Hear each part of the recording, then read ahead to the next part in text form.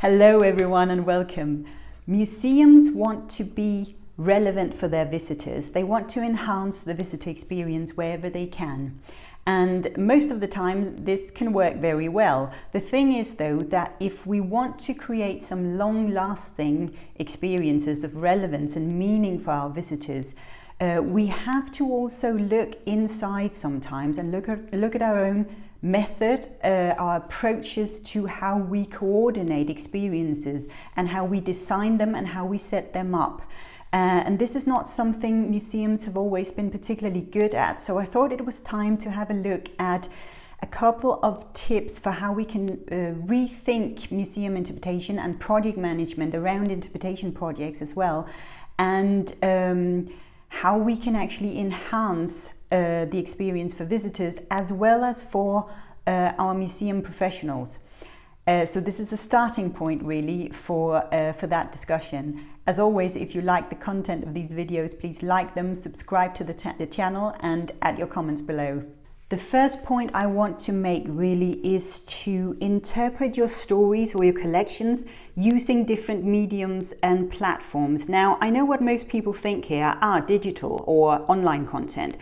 And that can work well for many museums, true, but we tend to think in terms of either a physical exhibition or display at a museum or online content, usually digital exhibitions or some sort of social media platforms. And again, this can work well, but if you want to really start to give yourself multiple communication platforms, you actually have to get out there. You have to get out into society.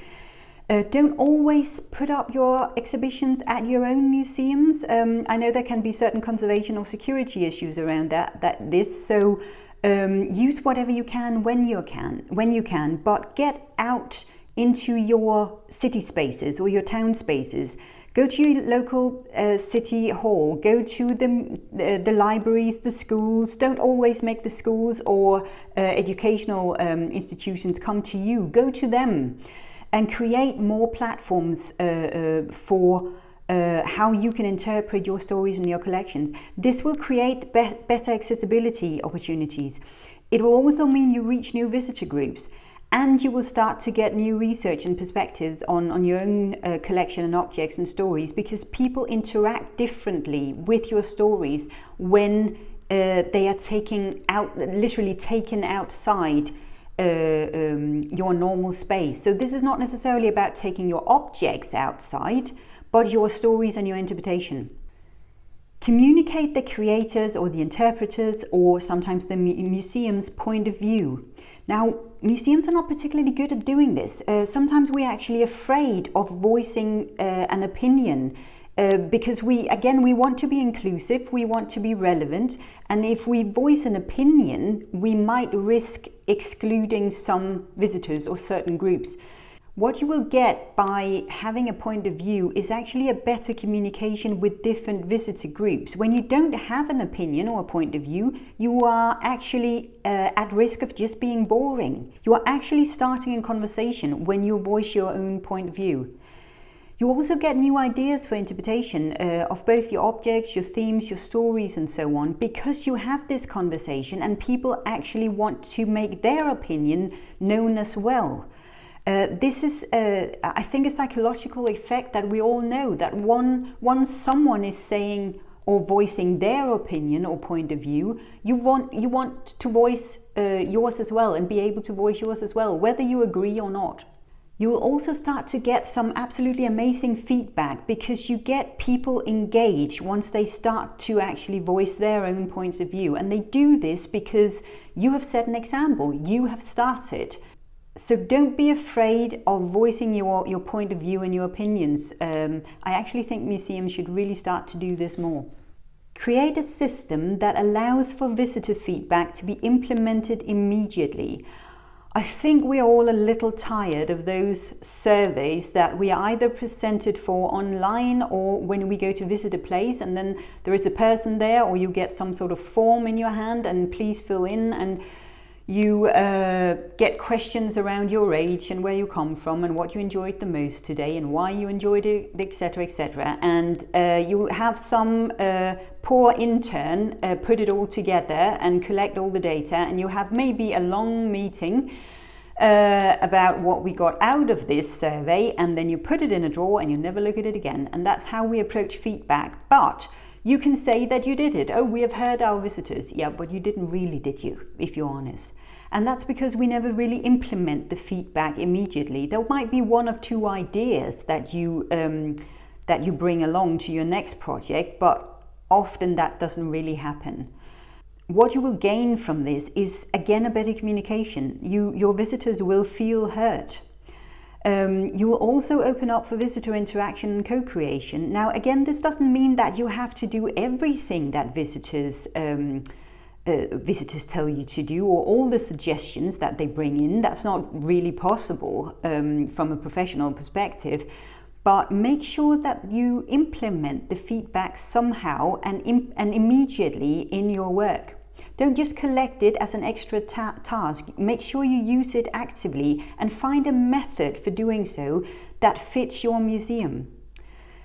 Basically, this boils down to decide what you want feedback for. I think most of the time we make the mistake of just collecting feedback because we feel that we need to hear visitors, or at least pretend we do.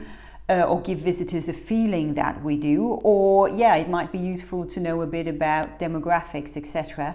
But then we collect that data and we don't really know what to do with it. We sort of go, okay, so many percent of our visitors come from there and there. Fine. What do you want to use that information for then? So make sure that you know what it is you are asking for and what you want to do with that feedback, because that will help you to create a way of implementing it immediately. Stop seeing conservation and daily operation as being in opposition to interpretation or events.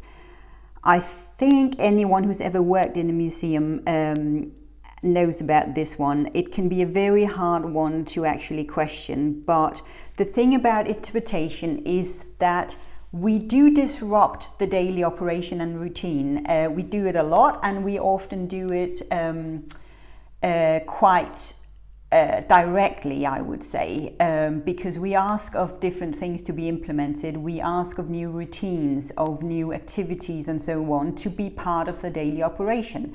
And this is not just an operational issue, it can also sometimes mean a conservation issue. The thing is, though, that this opposition that has been sort of created is a very traditional, old-fashioned one that I think has somehow stayed in a lot of museums and in their daily sort of daily routines and daily work. And it's such a shame, because interpretation, daily operation, conservation is not at all in opposition to each other. In fact, they need to work together. They are dependent on each other. And I think we need to remember this a lot more than we actually do.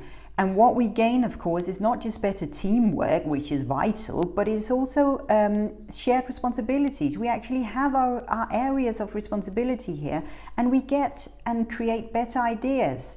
And we all need each other's ideas in order to create relevant experiences for visitors. You also integrate and coordinate your visitor experience much, much better because you have actually looked at the whole picture.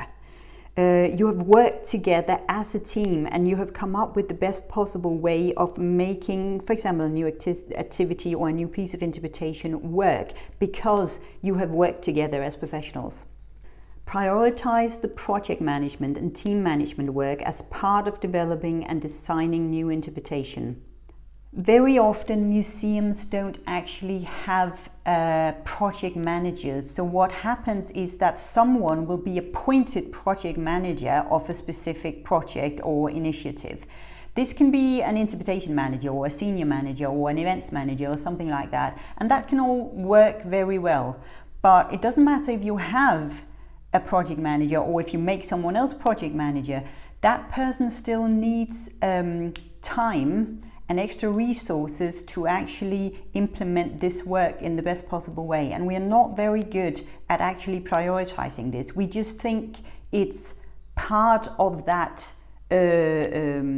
project, and it's sort of it's there already. We all know that a good positive work environment is not something that's just there. It's something we all have to work on. It's something that we all have to feed into. It can be draining. It can be stressful to actually make sure that everyone feels psychologically safe enough to deliver their best work. And what you get will be a much better work environment. You will get less stress and frustration, and you will share more successes in this work. You will also again create better visitor experiences during both the development process but also the execution phase, because visitors pick up on this. They sense if this has been a good project or not. You also get much stronger planning and coordination skills out of this. Project management and team management is not a particularly easy part of anybody's job, but we need to actually prioritize it and not think about it as being something that's just there or that everyone knows what to do with. It takes time to create a positive work environment, to make sure that everyone in a project team gets heard, to make sure that everyone feels they can deliver their best work into something. And it's very much linked to that of psychological safety in the workplace, and I'll link to a video I did about that below.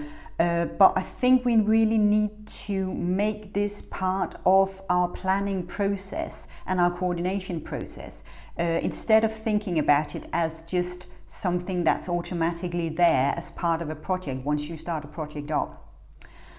So these were a few discussion points about how we can rethink our process, our interpretation, and our structure and our approaches in museums and heritage sites.